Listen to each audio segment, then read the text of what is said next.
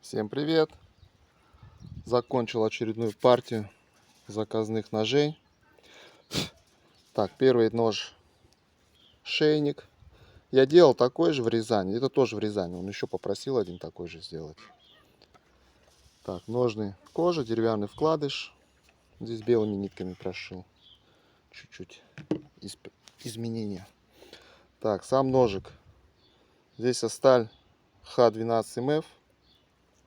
Травление. Больстер латунь. И стабилизированный кап клена, не знаю, что это, заказчика тоже. Темлячное отверстие. Трубка латуневая. А, нет, медная здесь, медь. Длина клинка 100 мм. Длина рукояти 110 мм.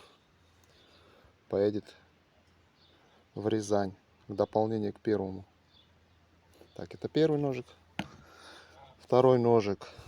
Ножны кожа, деревянный вкладыш. Подвес свободный. Это ивенкийский, как я называю, но без дола. Заказчик попросил такой сделать. Здесь сталь Н690.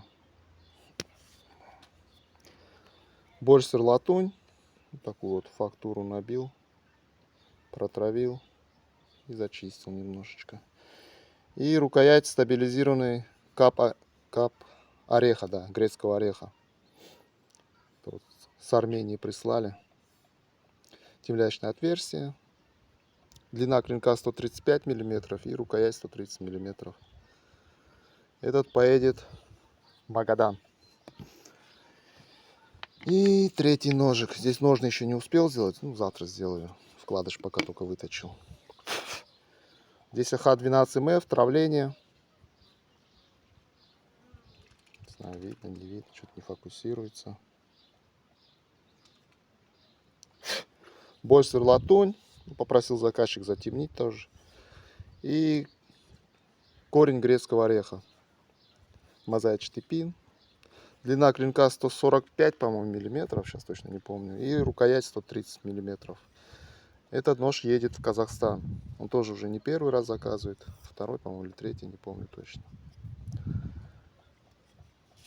Все, завтра ему ножны и тоже в путь, в дорогу. Вот такие заказы. Сидят хорошенечко, плотненько.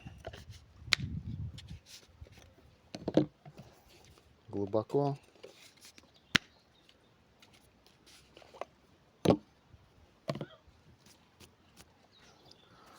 Ну все, всем пока.